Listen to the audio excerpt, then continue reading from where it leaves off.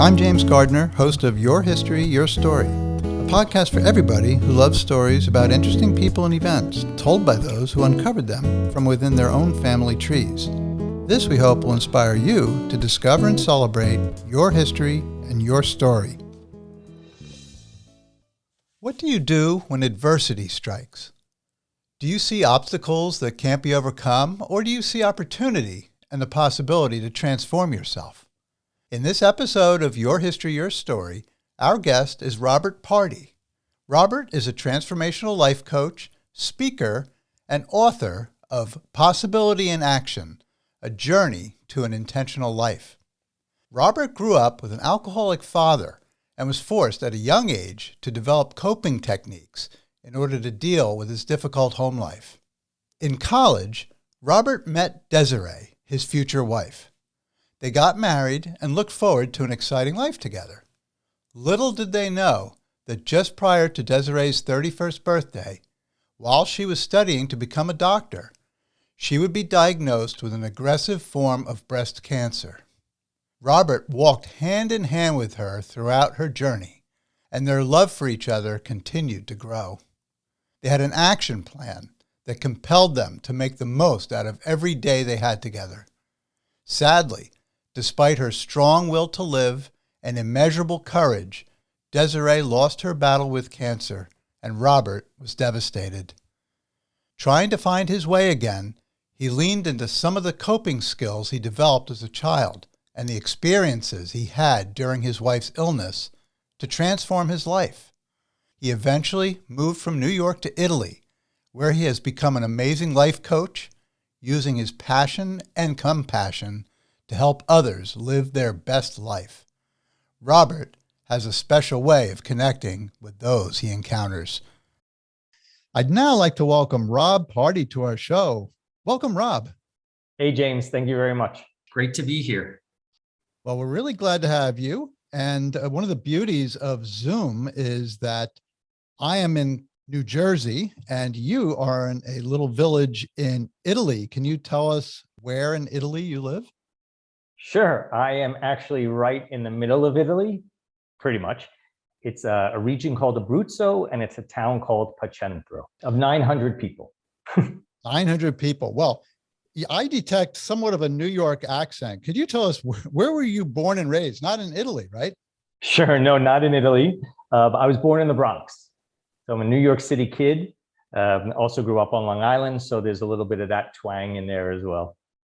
I thought I could detect the accent a little bit. A little. I've lived outside of the country for many, many years, so it's not as strong a New York accent. I also grew up on Long Island, so I have some of that as well.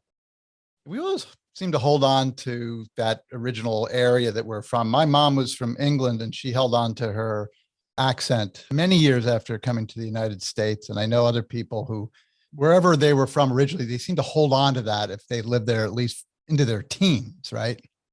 For sure.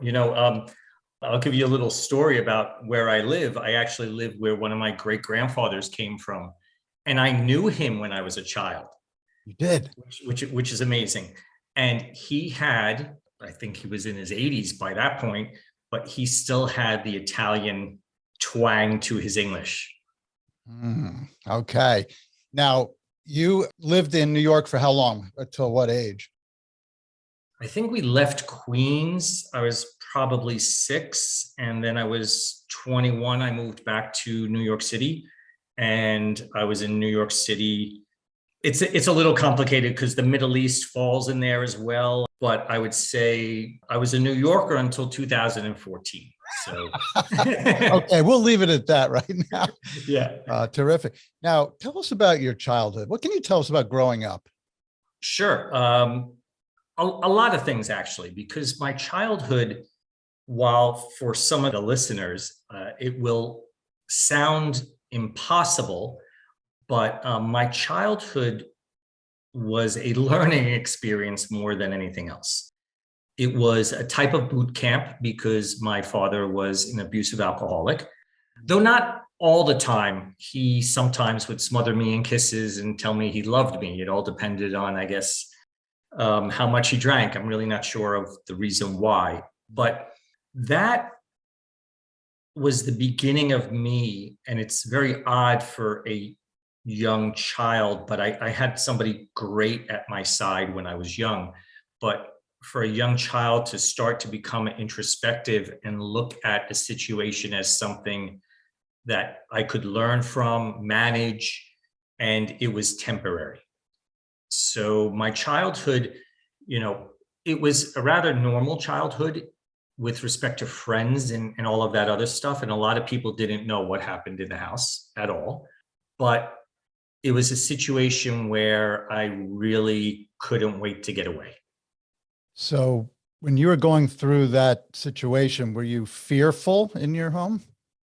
Looking back, I don't necessarily remember being fearful. I was cautious. I knew if there were certain songs on the stereo, or depending what glass was on the table, that it was dangerous. And I learned how to avoid certain things. When I got a little older, the violence got a little tougher because I guess I was able to handle it more. But I also became, what would be the word? I would throw myself into it and say, yeah, I'll get back up. And then really what happened is around the age of 13, I finally defended myself. And that was the last time my father ever touched me. And that was the beginning of a belief in transformation that has never left me. Because it was in that moment in time, I realized, you know what? I'm powerful. I can protect myself. I don't have to succumb to this, even though succumb is not a word I would have thought of as a 13-year-old child. And I started really planning what would move me further and further away from my father. I was thinking about, that hope for transformation or confidence in transformation. Would you say that that was your major coping mechanism when you were going through that? Was that your way of saying, I'm not always going to be in this? 100%. 100%. I used to draw a little doodle, which was basically a cube, but I would draw the lines out to basically where they would cross. My father was an architect, and this is all very funny because maybe if I had a good relationship with my father, I may have become an architect because I loved drawing and I love shapes. And so I would draw this doodle, and when the lines crossed, if you go far enough, you could make basically the same shape on the other side. It's like a mirror image. And I'd fantasize about there was a point somewhere. I didn't know where it was. Maybe this is because of the Star Trek era. I had the little toy that it was the little doll for boys, and you would like spin Dr. Spock or something around in the toy, and he would go somewhere. I don't know. It was really weird. But at some point in time, I would cross that point. Like it existed. I just needed to find it. Plus, his mom, which was my paternal grandmother, was at my side, and she taught me about contrast. She would say, look at your father. You don't want to be like that. She'd say things like, look, he's weak. He doesn't know how to handle himself. So I was also learning that, okay, these are examples of what not to be. And it's up to me to craft and find what I should be. And I know that sounds very heavy for a 13-year-old, but I started going to work at 5 a.m. in the morning. At 13 back then, I'm dating myself, right? But you could find a job. Your mom just had to sign a piece of paper. Mm-hmm. And all of that really just came out of something inside me. That person you were talking about then is your grandma. So she's offering to you as a child the thoughts that there's a different way to be. Yes. She actually, it's not politically correct anymore, but I'd like to say the quote because it's meant with the utmost respect in the way it was said, but she would tell me that to live life like a gypsy, meaning that there's so many opportunities. Don't stay fixed in a situation. Learn to move. Learn to see what else is out there. And really, she was, to a certain extent, my type of life coach, which is very funny when I look back on it, because she gave me hope. She gave me inspiration. She helped motivate me. There were many times when I didn't think things would change, but there was always, she had this ability to talk about, like, it will happen. There is movement in life. And that's so much of what I carry today, so much of who I am. And my mom says all the time, oh, well, I guess it was just your grandmother, that she's the only one that left a mark on you. So, but there was something in, and I think maybe because I didn't know my grandfather, he died before I was born. Mhm. And so here she was, this Southern Italian woman with a fourth grade education. She was a seamstress, and yet she just embraced life, and that there was positivity. She had a degree in life is what she had. And she was observant and she cared deeply about you. And she saw what was going on and was giving you hope. And that's Yeah. that transformation. Now, as you got a little older, you said at 13, you stood up to your dad and that thing started to change. So when you got into adulthood and now you're getting ready to go to school, you're in school, what have you, how did your experiences as a child and coming out of that situation impact who you were at that phase in your life? That's a great question. And really, my motivation during that period of time was anger, Hmm. which is not sustainable at all. But there was this anger of not wanting to be like him, of having him in my life, that led me to pursue money. In my mind, money was going to save me. Money was going to give me freedom. It was going to just change my life. So I just was so concentrated on studying and doing and making sure I could go away to college, because I didn't want to live at home. And I paid for it myself. So it wasn't that I could go to, Harvard, maybe if my grades were good enough, or let's leave alone the SATs.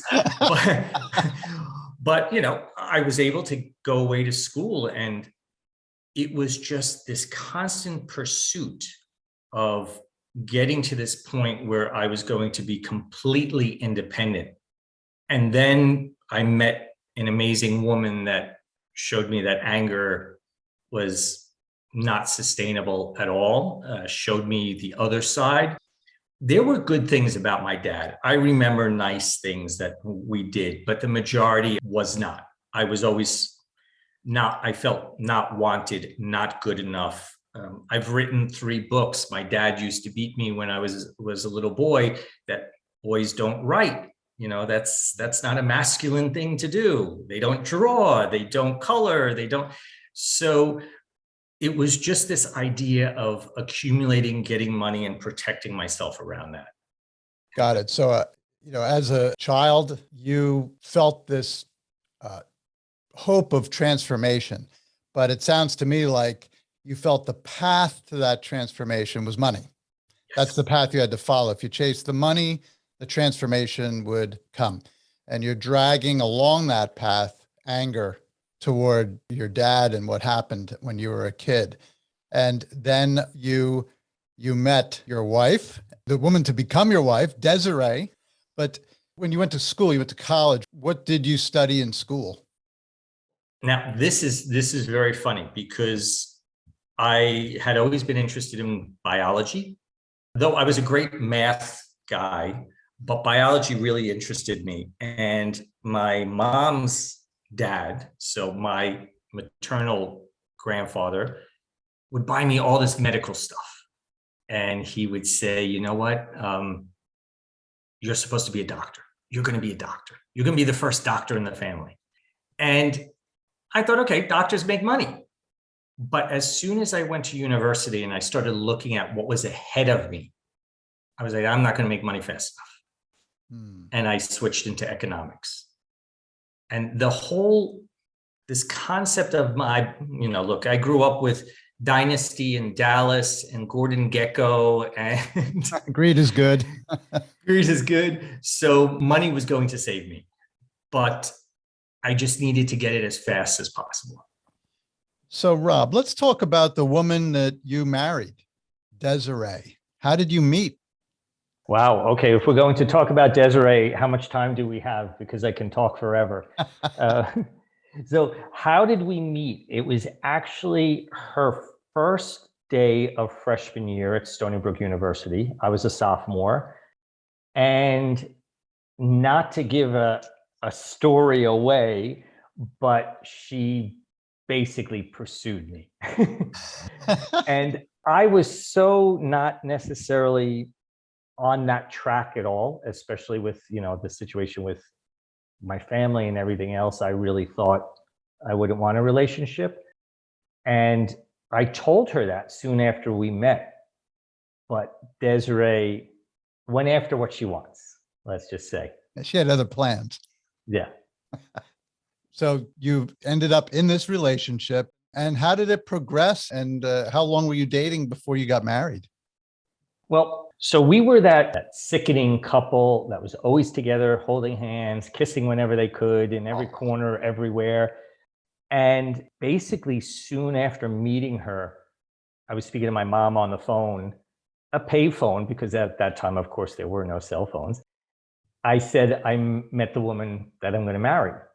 And I was only 19. And basically, a year after I proposed, and we got married. Because we were in college, we decided to, of course, wait until we both graduated. But it just felt 100% right. Like there was just nothing wrong about it at all. There was no anxiety, no worry, no frustration. It was just, and it's not this thing about soulmates and we completed each other, but it was this feeling of tranquility. Like we just blended, but yet we were very much opposite. But we blended, I would say, more on a values level, though I couldn't have expressed it then in terms of values. And that was it. And we got married right after she graduated. So in 1989. 1989. Now, you had mentioned before that you used to sort of default to anger a lot. And you mentioned that when you met her, things started to change for you in that area. How did that happen? And that's a great question. Desiree, she had this uncanny ability of exuding empathy, just so tangible. But she spoke a lot about, I don't want to say doing the right thing in life, but she always talked about the fact that, life should be fun and you have to let go of the past. Like she knew all about my father. She knew I didn't want to ever go visit. I didn't want him at the wedding. I wasn't even going to invite him. And she said, no, of course we're going to invite him. So, and it's not that she played middle person to get us together, because my father and I forgave him, but I never made peace with him. Okay. I never wanted to speak to him. As little as possible, I engaged with him up until the day he died. So, but she was, because she just was this giving, loving person. And she was just she had this childlike enthusiasm that it was infectious. And that type of enthusiasm can't live with anger. I love that when you say contagious.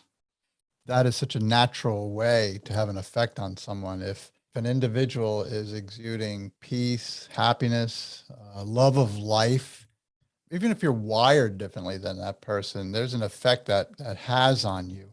And it sounds to me like that really had a wonderful effect on you. Now, as you started your life together, I understand you were both very busy. You were still pursuing your career, and she also had a career that she was pursuing. Could you tell us about that? Sure. Super brain, incredibly intelligent. And she enrolled in the MD PhD program at Mount Sinai Hospital. So while I was moving up the ranks of investment banking, she was doing this program where she was an MD PhD.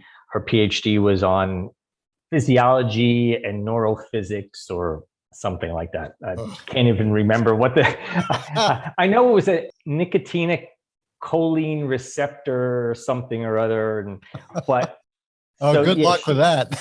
exactly. Yeah. But she was, the reason, and this is what is so amazing about that sort of embracing life. And we had that same belief in terms of embracing possibility and experience and living outside our comfort zone. She said, I want an MD, PhD because I want to do it all. I don't want to limit myself to just be a medical doctor. I also want to be able to do research and help on that side. So she was always very broad that way. And we were the typical, not the typical, because of course at the beginning, while I was making money, her school cost a lot, and there were a lot of things. I mean, it's not like we had a lot of money. There were lots of nights we ate, hot dogs, or if McDonald's had a sale on hamburgers, we would go and buy 100 of them and freeze them, and crazy stuff like that, because we were investing in the future we wanted. Right. But we were pursuing, in a way, the image, I guess, of the quintessential New York yuppie couple, right? That was sort of the dream, the vision we both had, though she wanted to go live in she wanted to be doctors around the world, Doctors Without Borders. So, I'm not surprised to hear that at all. So tell me, did you have a power tie? I did have a power tie.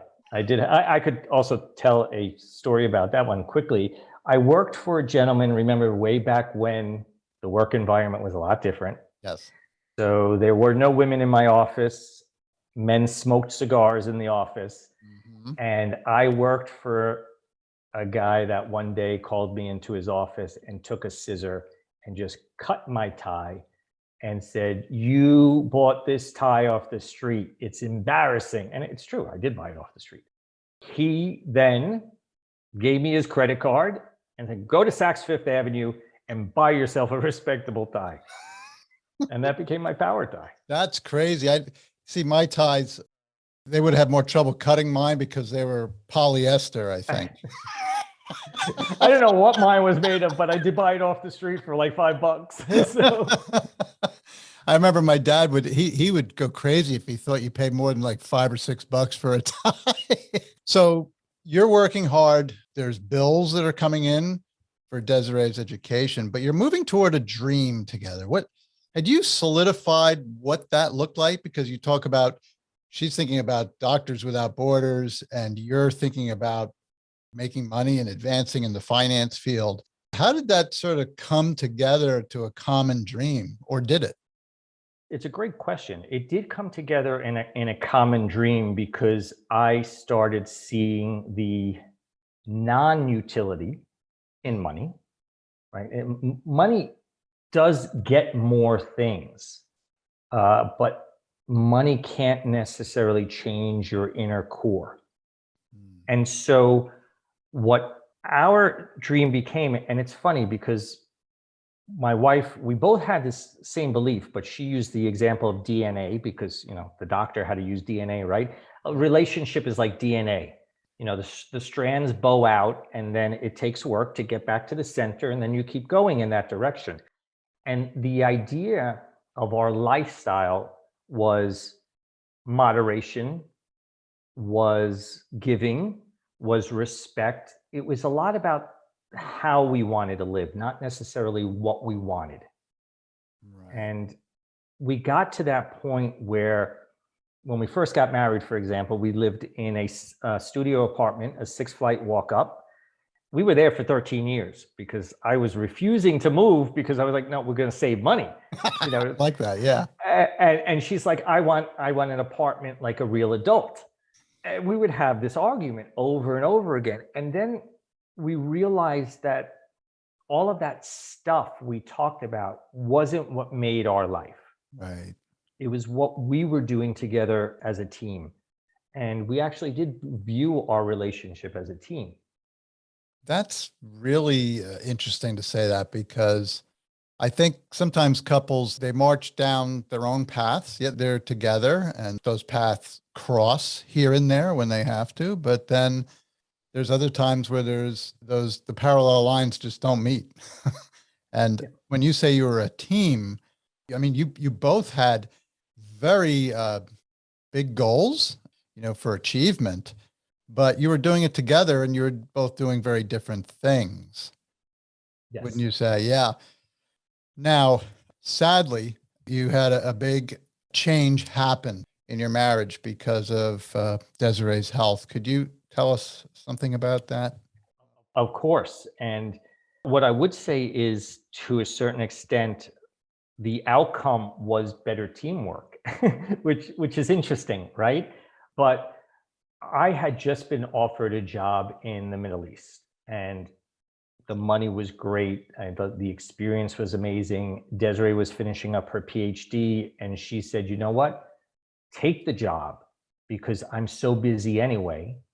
And in a year, I'm going to finish my PhD. So I'll come out and live with you. But in the meantime, we can meet in a different country every 6 weeks," which we actually did. And so all that money I was supposed to save, we didn't save a dime, but that's it. I was just going to say that. So, I mean, you needed that money to buy more ties because your boss kept cutting them up, right? Exactly. So here I was in the Middle East. She came out after she defended her PhD before going back to medical school, because the way the program works is 2 years of medical school, PhD, the final 2 years of medical school. Okay. So she said, "I'm taking a sabbatical." She came out to live with me. And to get a residency visa in the United Arab Emirates, you have to go through a medical screening. Okay. And we just decided to do a full physical because she hadn't had one in a while, and they diagnosed her with late stage breast cancer before her 31st birthday. And it was just, as anyone would expect, I mean, a diagnosis of any kind is a shock. For me, it was just incredible to think that this woman that jogged every day, was in perfect health, had extensive breast cancer, localized but extensive. And so she had the radical mastectomy in the United Arab Emirates. And then we flew back to the United States to interview doctors. The interesting thing in this whole experience, and it was a Desiree thing, because she never knew her GPA from university. She didn't know her score on the MCATs. Desiree only ever wanted to know she was doing her best. She didn't believe in judgment of any kind, including herself. So she asked me to fill those things out. So when she was diagnosed, the male doctor told me the diagnosis first. Now, not because he was Muslim. Really, honestly, to tell you the truth, he was a rather young guy himself. And here's an expat woman, very young, with really aggressive breast cancer. And I don't think he knew how to break the news to her. So he told me, and when I went to tell her, she said, "Robert, I know enough to be dangerous to myself. I only want to know the next steps. Don't tell me anything about my disease." And so I became the surrogate to a certain extent. And there were times that, of course, she had to know certain things. But this is where I started to really understand purpose. I had to learn about surrender. I couldn't fix her, especially when the cancer came back. She was very aggressive in her treatment. She wanted to be very aggressive. So at that time, they were doing stem cell transplants for breast cancer. It was experimental. She said, "I'm going to do it." She said, "I'm young enough to take everything they can throw at me. So I want every single thing they can do to eradicate this." And it was proven that it didn't do anything for breast cancer, but mentally it was what she needed to do. But I sort of lived with the belief, okay, we did everything possible. We can put this behind us. And when it recurred, I didn't even know how to breathe. I truly didn't, because I realized at that point in time, I couldn't save her. There's nothing at all I could physically, I went crawling on my knees in Lourdes in France, and I took Desiree through all the doors of the Jubilee. I mean, I did everything possible. We went to India, saw gurus. I was like, whatever I could find that we can do, let's do it. And but was in that moment I had to really realize what surrender meant. But being the surrogate was so purposeful that it was joyful to a certain extent because it was a gift I was giving her. Yeah, you talk about a gift, but there's an enormous amount of pressure too. It's a privilege that she selected you to be in that role, but it was also a lot of pressure, particularly when you were facing such difficult pushback from the disease itself. How did you then develop as a person? Because you mentioned as a child, you always were holding on to the hopes of transformation. So I'm picturing you hoping that that transformation is Desiree getting better. What happened with that innate sense of optimism when Desiree wasn't getting better, when the cancer came back? That's so introspective. That's such an insightful question. And wow, it's just amazing because there's so much to unpack there. So one, and this is where it sounds very odd. I was very lucky to have grown up the way I did because I had a lot of skills I could draw upon to deal with adversity, deal with uncertainty. But that idea of transformation, when it recurred, I realized I couldn't hope for some, even though I was trying every way which possible to find a miracle somewhere, I couldn't hope for that miracle. Maybe what I could hope for is it would be chronic, but I couldn't live in sort of this fantasy world. But what happened with transformation, as what happened with hope, is I took it from long term to today. Transformation that today would be the best day possible. Hope that today would be the best day possible. And so while that need, that drive for transformation was ever present, it was a present focused moment that, okay, we can transform right now. We can be closer as a couple. We can have more fun. We did become like kids as well. I mean, we just laughed and joked all the time. And there was one moment where she loved lilacs. So we would go to the Brooklyn Botanical Garden during the spring and she loved to sniff them. So like I don't know, she was putting her head in the bush to really like get all the smell of the lilacs and her wig got stuck and we couldn't get it unstuck. And there she is, bald headed, people looking in. We are laughing hysterical, tears running down our face. And, people were laughing with us because that was where the transformation was taking place. It was to let go of the unnecessary. Oh, wow. I mean, what a great answer to give me on my question, because, I think so many times we're always thinking about the future transformation or the future worries or fears that we miss out on today. And today is the only thing that we're guaranteed, right? Yeah. So if you could, in that moment, you're with the person you love and you're laughing over something that other people might say, what an awful thing. I need this problem, getting my head stuck in the bushes on top of the disease I have. And you took the opportunity to laugh. And what I noticed was taking time to smell the roses. You've heard that cliche. Well, she literally was. And even the other day I was walking along and it was this beautiful flowering shrub. And it was, I don't know flowers too well, but it was giving off the most beautiful aroma. And I thought, oh my goodness, when do I really stop and smell those smells of nature and just say, thank you, God, for it, Yeah. And that's this whole idea of gratitude. That was part of the transformation. And gratitude is so important. But gratitude is not listing 5 things. Oh, I'm very happy for this beautiful thing and that beautiful thing. It's that emotion. We're actually grateful for the emotion that it brings up. And so we were able, literally, I can look back on our relationship and the level of intimacy that we had was absolutely incredible. And physical intimacy, unfortunately, the last 2 years of her life was impossible. Also because she went through a stem cell transplant, she had this aggressive type of menopause. And so there were lots of sexual issues from that moment. But of course, then her body was just too weak. But there was so much more to the relationship and so much more to life. And we connected and valued the ordinary moments and what those emotions brought up. And it's a quote that I walked away from. I used during her memorial, and I've carried with me ever since. And it's that we only live an extraordinary life when we value the ordinary moments. That's it. Well said. Well, Rob, so Desiree lost the battle. I really should say you both lost the battle as far as the disease was concerned, but it sounds like you won in so many other ways, in the way that you enjoyed each other really till the end.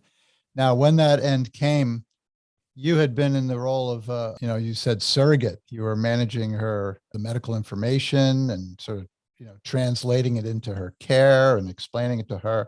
Now, she's a doctor, so that must have been a pretty daunting task for somebody who, I was a finance person myself. I mean, we're not doctors, right?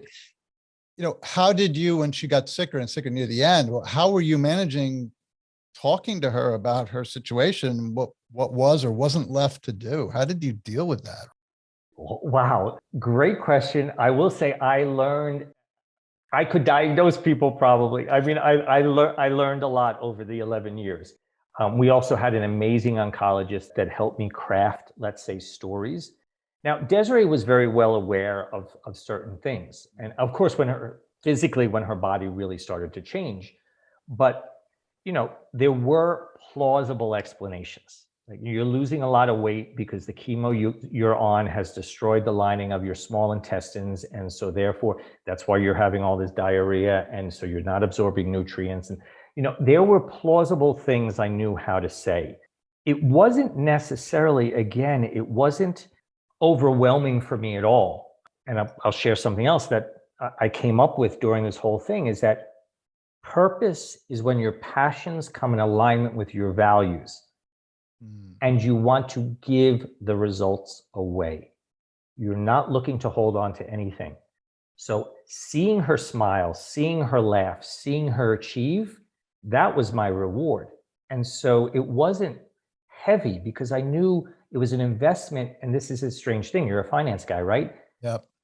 It was a losing investment long term. But the investment in today was beyond measurement. And she actually became the founding director of palliative care at New York Hospital while having metastatic breast cancer. And I know a lot of that had to do with the way I was helping her manage her disease. So she didn't have to carry it as a weight. And she directed her care the whole way. Like, when we had to remove part of her liver, I had to say, look, the cancer's come back in your liver, and there's two options. She said to me, which one is more aggressive in your opinion? I said, well, they want to remove part of your liver. It's not really something that they would normally do. Let's do that. Done. When it came time for her to end her journey, she ended it. She said to me in the hospital, she said, Robert, I'm tired. And I said, okay, baby, rest. And I knew she was telling me it's time to transition to comfort care. Because as a palliative care doctor, she taught me the difference between extending life and extending death. So I knew so much that I was able to communicate in a way that kept her coping mechanisms as whole as possible. But in the end, she also knew by that point, I'm not going to rally this time, or my quality of life is not going to be the same. And that's one of the most important things, anyone that's listening to this about disease in general, is that the disease should be managed for you to have the quality life that you want as best as you can. Desiree realized that there was a point in time she wasn't going to have the life she wanted anymore. And it was only going to get worse from there. So it was her flag to say, all right, I give up the rest of this journey. And a lot of people think, it's so sad that Desiree passed away before her 41st birthday. But when I really look at it, you know what? If we measured life by the quantity of joy instead of the number of years, she lived a full life. Yeah, definitely full in so many ways too. And you mentioned that she she wanted to get the PhD so she could do research on top of her medical degree, and that she was willing to, to go on the adventure with you to the Middle East, and that she wanted to do Doctors Without Borders. She had that in her mind, and that she was involved in palliative care. So I mean, you talk about empathy for the people she was treating. I mean, she was going through it herself, and who would be better equipped really to be walking alongside of people like that, even if maybe what they wanted, the type of life that those people wanted may have been different than what she wanted, but she had to respect what they wanted. So that was key. You mentioned that Desiree passed before her 41st birthday. Now, you had been in this active role with her prior to the disease as her teammate, partner, husband, and then caregiver or surrogate, as you said. And now all of a sudden, she's gone. Huge void in your life. What happened with your coping mechanisms that you had developed, when you were younger, and also while you were walking alongside Desiree and her disease? What happened? How did that work? Did your grandmother's, wisdom from the past come back into play, that there's a hope for a new chapter? Where was that in your thoughts and heart at that time? I was completely lost. There was nothing. There was no thought at all. And I didn't go through the grief that people would expect, because I knew it was the right thing that she passed away. And she was active in that as well. So, but I was lost. I didn't know who I was, where I belonged. There was this intense 11 years of being almost godlike in a way, managing so much, knowing that I was helping somebody survive. And it was so intense that after she passed, nothing seemed normal. Right. But I was also really burdened with a lot of debt. And it wasn't just because of the medical system. And I wish she would have had life insurance, but she was 31 when she was diagnosed. We didn't think about life insurance when we were young. So, but a lot of it had to do with the supplements she was taking, the organic food. Way back then, I mean, it was very hard to find all the supplements we have today. Everything cost a fortune. So the one thing that came up immediately was run back to money. Get yourself financially sane. And so I went back to the Middle East and I threw myself in my job. I thought to myself, I don't care about life anymore. I might as well just make money. I have nothing I need to do. And I just kept my head down, making money, paying off my debt. But I couldn't distract myself from a completely changed perspective. Inside of me was literally an acid pain that I was in the wrong place doing the wrong thing. And I had to sit down and finally listen to myself. And what that was the person she married, the guy that loved transformation, the guy that loved possibilities, the guy that loved experience, not to be locked down, just wasting life away. And it wasn't because, oh, my wife passed away, I should respect life. No, it was this voice inside me banging away. Absolutely incredible. It had always been there. And when I started listening to it and looking at everything around me, what I realized was I saw a woman chase her dreams. And yes, I was at her side to help make them happen, but she was stepping into the arena with or without me. And I thought, what is it I really want to do? What is it I really want to be known for? And I had always wanted to live in Italy. And everyone said to me, are you crazy? You're giving up that job in the Middle East with that money? I was living in a 5-star hotel. I mean, like, those things don't happen, right? Like, and I worked, my business partner was phenomenal and gave me space and time and all of this stuff. And everyone was like, but what are you going to do? You're throwing it all away. And I said, no, I don't think I'm throwing anything away. If anything, I'm moving towards something. And I don't know what it is yet, Yeah. but I'm moving towards something that resonates with me. That's an interesting leap because you're saying that, you're not the same person you were when you were on that path of chasing money, that was going to be your transformation path. You've experienced now for how long were you and Desiree married? Believe it or not, her memorial for her death was on our 20th wedding anniversary. She died a few weeks before our 20th wedding anniversary. I knew her for 24.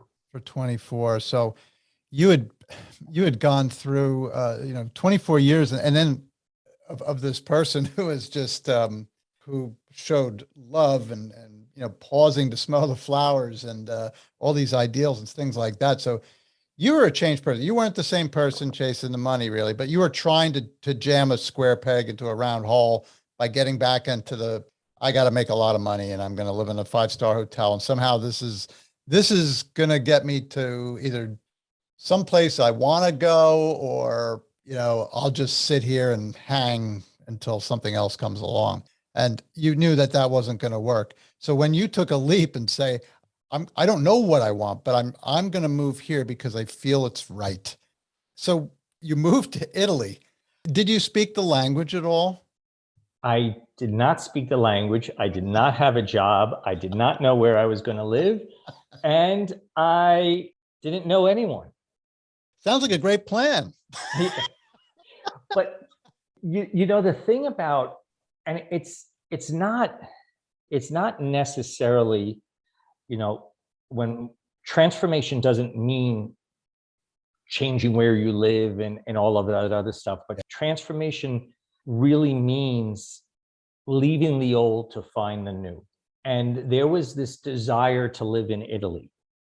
There was also the understanding of impermanence, because I watched Desiree deteriorate until she couldn't live anymore. And I realized to a certain extent, you know what? Maybe there aren't necessarily mistakes along the way. So this is resonating with me. Let me go investigate it. I was teaching English for $8 an hour, so I still did not have any money. I paid off all my debts and basically left the day after, right? Yep. So, financially was still an issue, but I was willing to make that investment, just like I was willing to eat those hamburgers and hot dogs with Desiree when we first got married, because I wanted to see what I was capable of. It was more about what if I could pull it off instead of what if I fail. That was what my motivation became. And I wanted to experience who I was, because when Desiree passed away, what I realized is when I said I was okay, I didn't grieve because she passed away, I needed to grieve the death of Robert. It was so obvious that loss, and I'm an acronym guy, loss is the lack of self and security. I lost my identity and everything seemed unsafe.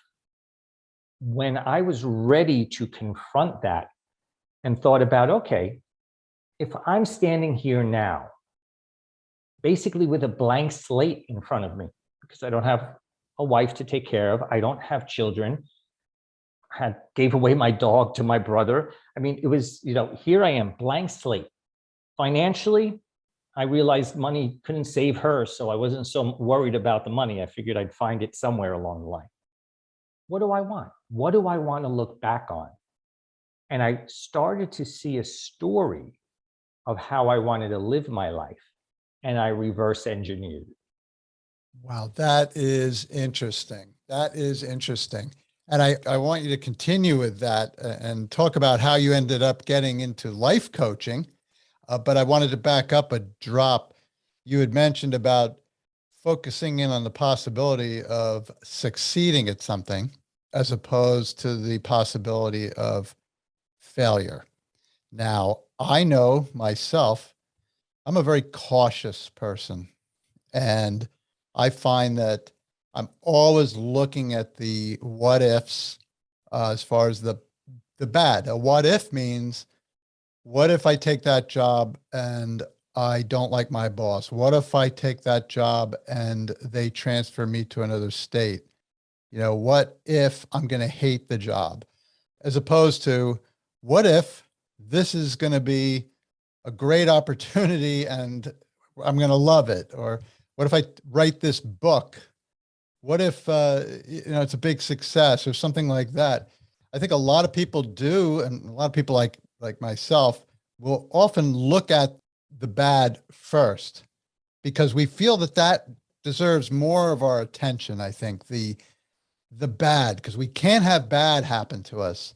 And because we spend so much time parked there, we don't look at the really good that could happen to us. And it sounds like that's where you were going with that. Now, tell us about how you got into life coaching and how you applied and what you applied from what you had learned as a child and through your time with Desiree to help you in doing that and helping other people. Sure. I want to circle back to what you said because I think it's extremely important. So one, of course, for me, I just watched somebody pass away. So my risk sensor maybe was a little less than other people at that moment because everything imploded anyway. Yeah. Even though I had the security of this new job, but we're biologically wired for the what ifs. It's actually genetic. It's how we survived as a species. The real tool there is the what ifs are valid, but if you stop at what if, you're blocked. Yeah. You have to move to if then. So what if they send me to a new state, like you said? Mm-hmm. If they send me to a new state, then you have to realize that you do have options in front of you. You aren't a victim to it. You can find solutions. That's one of the first steps in terms of breaking down those barriers and getting to the what if I succeed. But the question then is you have to be very careful. What does success mean to you? For me, success meant at that point and means today the attempt. It doesn't mean that it's actually I get everything I want. It's that I stood up, I got into the ring. There's a great book by Julian, I can't remember his last name now, but it's called The Flinch. And he talks about a fighter, right? And that if you flinch, you might miss like a swing coming at you. So when you feel that, move into it. Don't back away from it. And so that type of thought process, because from when I was a kid, I journaled, and I've always, I talk to myself a lot. And I talk to myself a lot through journaling. So I was journaling and journaling and journaling and journaling. And this is all the stuff that was coming up. That's what led me to life coaching, because I said, you know what? Damn, I went through a lot. What's the sense of all of this if I don't learn how to share it with other people and help them with this? The second thing was life coaching to me was also, I wanted to understand myself better. Yes. You know, I sort of went through this whole journey being Desiree's life coach in a very odd way, just like my grandmother was my life coach when I was a kid. But I was like, you know what? I really want to study and understand what this all is about. The third thing is I gave myself a challenge.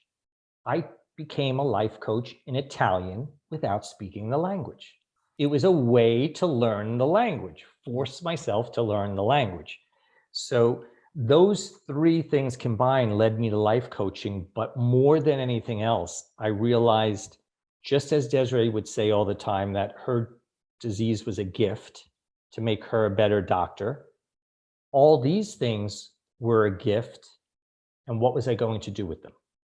And that is to pass it on to somebody else who is going through a tough time or needs to make some changes in their life. I love it when you say really the victory is in the attempt.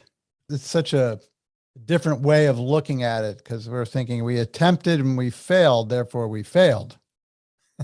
You know what I'm saying? I mean, Yeah. the fact that you attempted something it shows something about your character. It shows something about your perseverance and your willingness to live life, to to not be scared about everything around the corner. I think that's terrific. Now, so when did you officially start to do life coaching for other people? In 2014. So Desiree passed away in 2009. 2010, I moved back to the Middle East. Mm-hmm. And basically around 2012, I never thought I would ever step foot in Italy, by the way, because Desiree's 40th birthday, her last birthday, was spent in Rome and India. So, and by the way, when I saw the movie Eat, Pray, Love, which I hadn't read the book, but when I first saw the movie, I broke out in like hysterics in the theater, because the first two scenes are Italy, Rome, and India, and that's exactly what the last part of my life was with her. But in 2012, I came to Italy for the first time, and I realized I felt at home.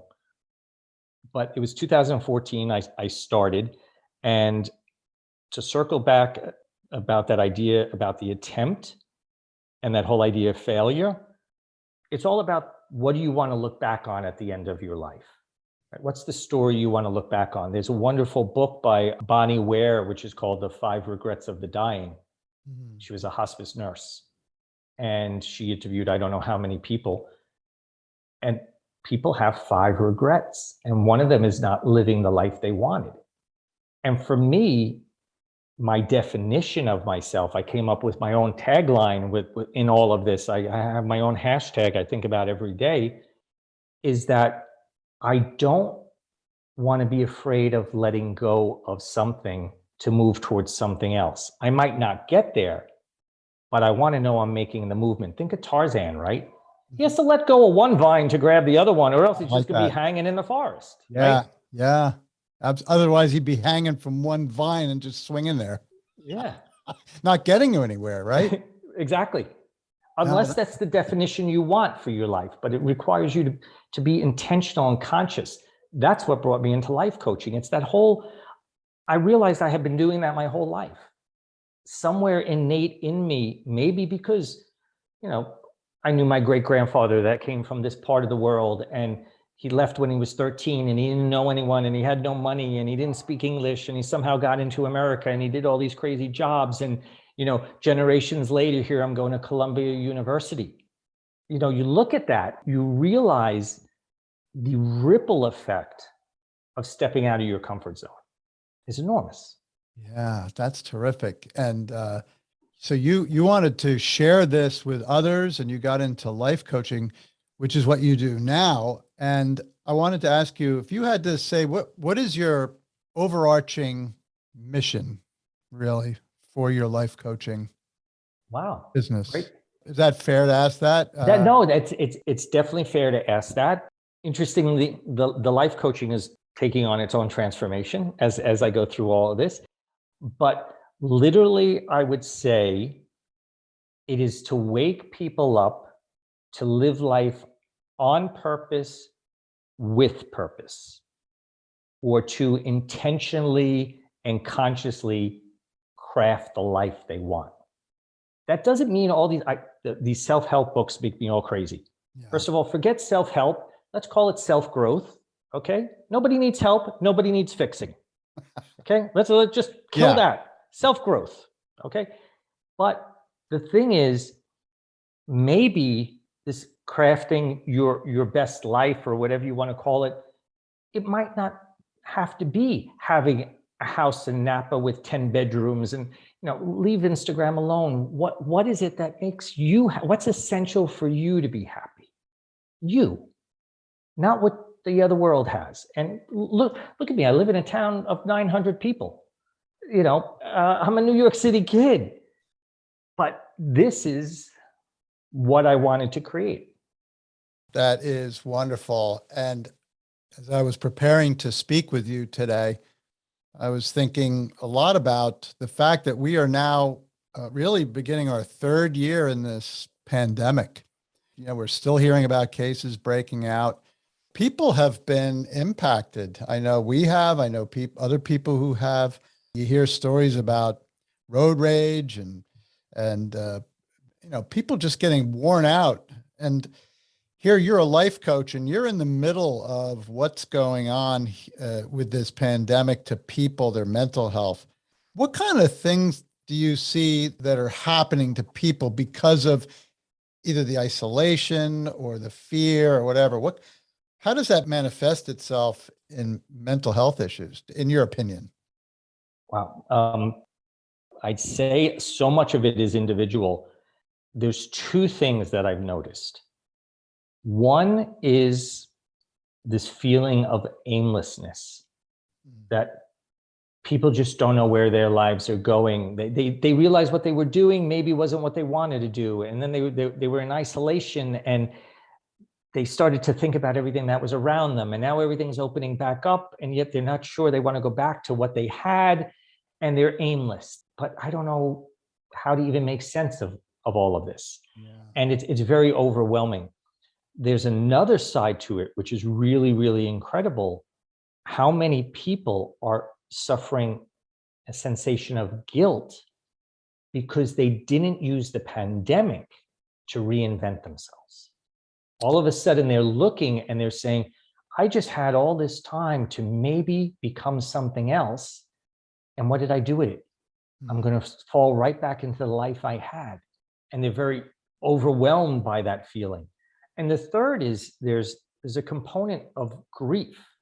And if you think about how I talked about earlier, that loss is a lack of self and security, people are having a grief response because their identity, whether they lost a job or whether they quit a job or whether they lost family or friends because of the disease itself, or there's been an identity shift, the world has shown to be unsafe.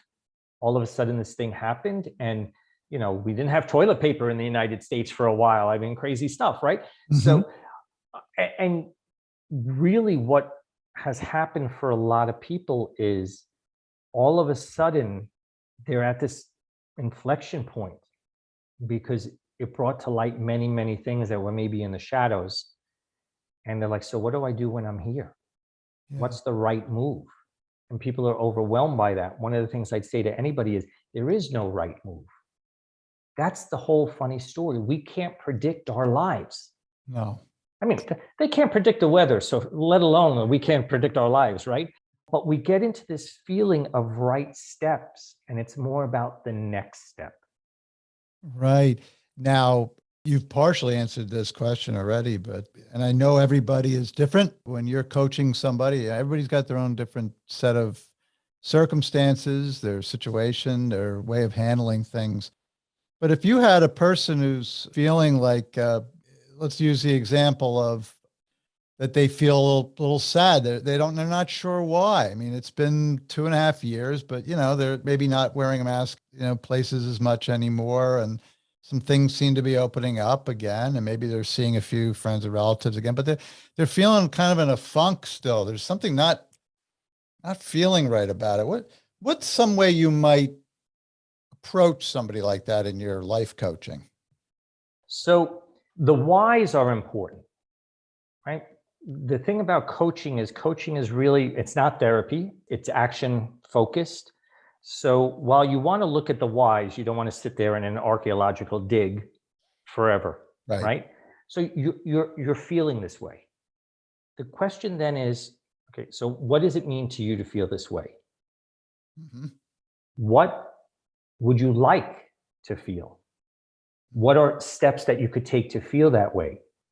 Because it all depends on, like, the first stage of any coaching is discovery to a certain extent, right? So you ask some key questions to sort of find out where the person is in terms of that.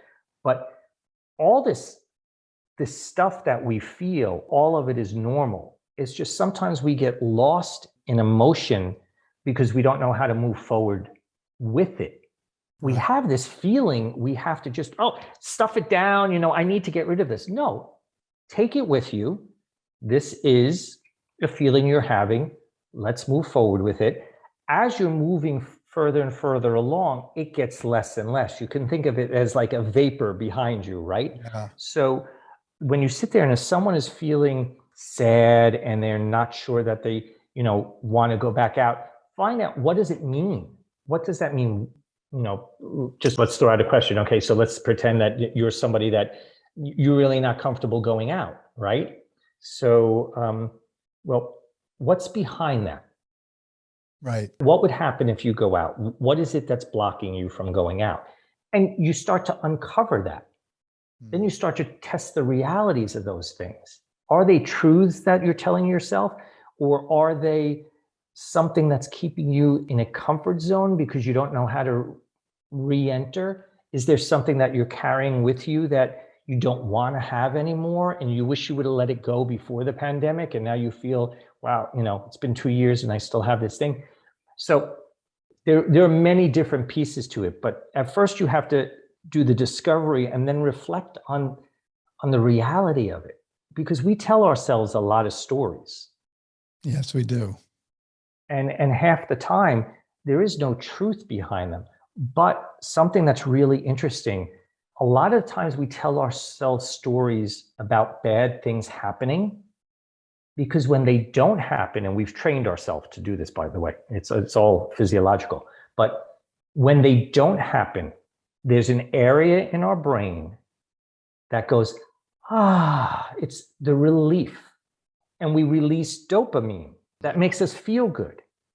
So we're setting ourselves up to worry about a lot of things that won't happen, so we'll feel good that they don't happen. But the cost of worrying about things that are going to happen, even if they don't happen, it's a big cost, that dopamine rush. I'll tell you, it's not. Change the dopamine rush. Yes. Good point. Well, I can imagine, based on your experiences as a child, as a young adult, the experience you had with your wife, Desiree, an amazing person. I wish I had met her. You've been through so many different trials, and yet a lot of periods that you feel grateful for, that you had those experiences that you did, and you're bringing so many tools to the life coach. It's a ministry, in my idea, that you're out there helping people to look at their lives and do things differently, sort of go out and try things. And that's it. What life do you want to live? Let's focus on that instead of regrets and fears and focusing on those things. So I think what you're doing is wonderful. And just this time that we've spent together, and we had a call, a few weeks ago as well. We spent some time speaking, and you lend so much insight to different parts of our nature. And a lot of it is just, you've honed your skills through your own experiences. And that makes you just a really valuable asset to anybody who's looking really for some life coaching.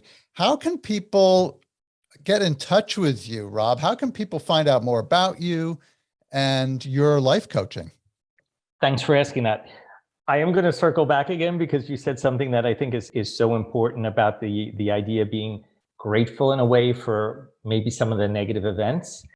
And one of my biggest beliefs, and it's something that I reflect on every day. I have practices where I reflect on things every day. It's the question, are you happy with who you are? And it's a tough one. You have to be really honest with yourself. Are you happy with who you are? Because if you can say yes, you have to thank all the crap as well as all the good things, because they made you who you are. If you're not happy who you are, still give thanks to everything, and then decide what it is that's under your influence to change to get you to be happy with who you are. That negates all the crap that's happened behind you. That's why we don't go on archaeological digs, because it's about building who you want to be, not looking at who you were. Got it. That's the whole thing. So if people want to get in touch with me, I have 3 books, so they could go to 3 different websites, or they could just go to my own personal website, which is robertpardi.com, where they can read a little bit of my story. And I have highlights of the 3 books on that as well.